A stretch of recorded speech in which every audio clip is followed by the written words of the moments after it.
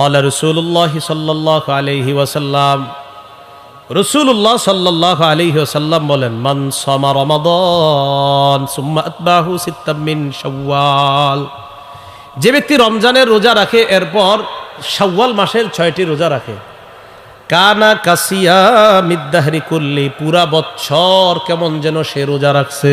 সুবহানাল্লাহ। মাসালা শুনেন, শাওয়াল মাসের 6টি রোজা চাইলে আপনি টানা 6 দিন রাখতে পারেন, আবার চাইলে ভেঙে ভেঙেও রাখতে পারেন। আজকে একটা রাখলেন, আবার 2 দিন রাখবেন না, পরে একটা। মোট কথা শাওয়াল মাসে 6টা হলেই হবে।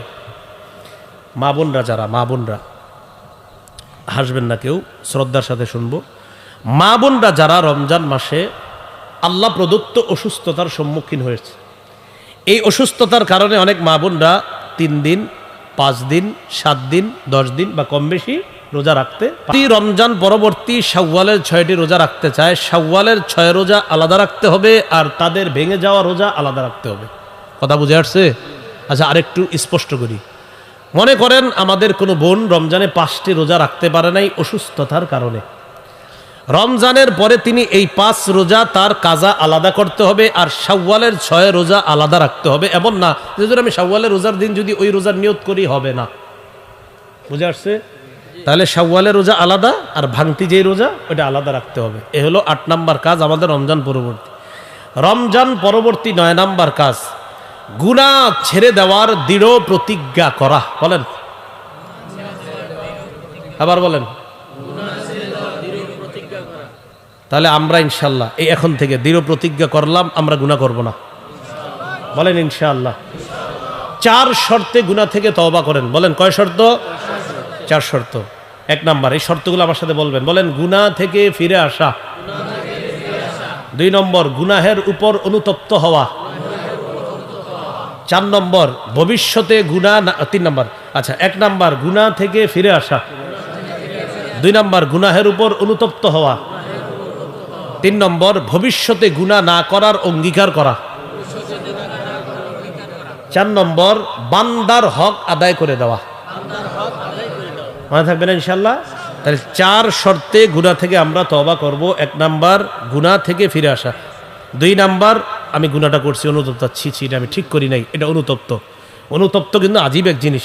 ইবনে মাজার 4252 নম্বর হাদিসে আল্লাহ রাসূল বলেন, আন-নাদামু আত-তাওবা, অনুতপ্ত হওয়াটাই তওবা। সুবহানাল্লাহ। একজন ব্যক্তি অনুতপ্ত হয়েছে, এটাই তওবা। 3 নম্বর ভবিষ্যতে এই গুনাহ করব না, এই অঙ্গীকার করা। 4 নম্বর বান্দার হক থেকে থাকলে হক আদায় করে। রমজানে কি ও বাহিরে ছিল না শিকলে ছিল?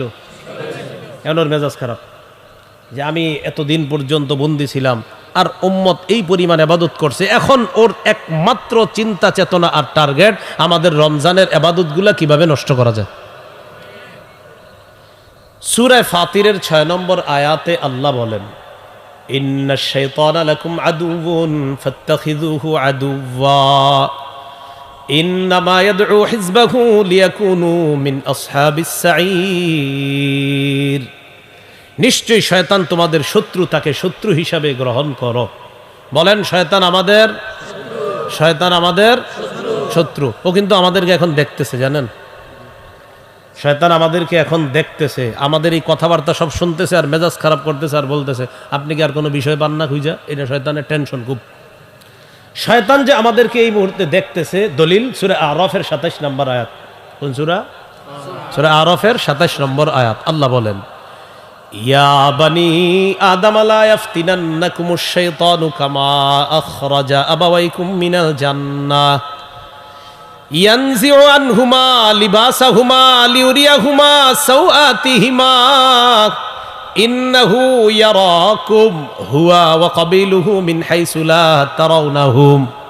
দেখেন কি বলে আল্লাহ, হে আদম সন্তান, লা ইয়াফতিনান্নাকুমুশ শাইতান, শয়তান যেন তোমাদেরকে বিভ্রান্ত করতে না পারে, শয়তান যেন তোমাদেরকে বিভ্রান্ত করতে না পারে। কামা আখরাজা আবাওয়াইকুম মিনাল জান্নাহ, যেমনিভাবে তোমাদের আব্বা আম্মাকে শয়তান জান্নাত থেকে বের করে ছেড়েছে। ইয়ানজিউ আনহুমা লিবাসাহুমা লিউরিয়াহুমা সাওআতিহিমা, আব্বা আম্মার কাপড় টেনে ধরেছে শয়তান। নাউজুবিল্লাহ। আমাদের আব্বা আম্মার কাপড় টেনে ধরেছে কেন? দুইজনকে দুইজনের লজ্জাস্থান দেখানোর জন্য। এবার আল্লাহ বলেন ইন্নাহু ইয়ারাকুম হুয়া ওয়া কাবিলুহু মিন হাইসু লা তারাউনাহুম, শয়তান আর তার চেলা চামুন্ডারা তোমাদেরকে এমনভাবে দেখতে পায় তোমরা দেখতে পাও না, এমন জায়গা থেকে দেখতে পায় তোমরা তাদেরকে দেখতে পাও না। বলেন শয়তান আর চেলা চামুন্ডারা আমাদেরকে দেখতে পায়, কথাটা কার? এই এখনো দেখতেছে, এ আশেপাশেও, এখানে ফেরেশতাদের বেষ্টনী আছে, ওই পাশ থেকে মেজাজ খারাপ করতেছে। তাহলে শয়তান দেখেন আমাদেরকে কতটা দেখতেছে। আল্লাহ আমাদেরকে শয়তান থেকে হেফাজত করেন। পরে আল্লাহ বলেন ইন্না জাআলনা শায়াতিনা আউলিয়া লিল্লাযিনা লা ইউমিনুন, যারা বেঈমান আমি শয়তানকে তাদের জন্য অভিভাবক বানিয়েছি। বলেন শয়তান কাদের অভিভাবক? বলেন অবিশ্বাসীদের। বলেন শয়তান কাদের অভিভাবক?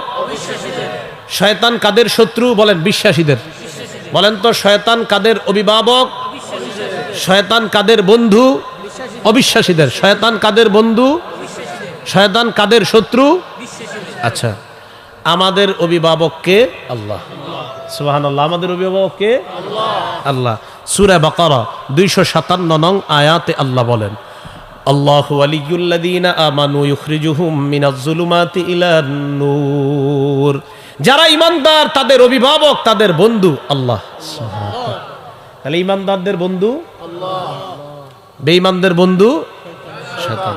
আল্লাহ আমাদের সকলকে শয়তানকে যেন শত্রু হিসাবেই গ্রহণ করতে পারি, আল্লাহ তৌফিক দান করেন। সহিহ বুখারীর বর্ণনা 2038 নম্বর হাদিসের বর্ণনা, ক্বালা রাসূলুল্লাহ সাল্লাল্লাহু আলাইহি ওয়াসাল্লাম ইন্নাশ শাইতানা ইয়াজরি মিনাল ইনসানি মাজরাদ দাম, নবীজি বলেন শয়তান মানুষের রক্ত চলাচল করার মতো চলতে পারে।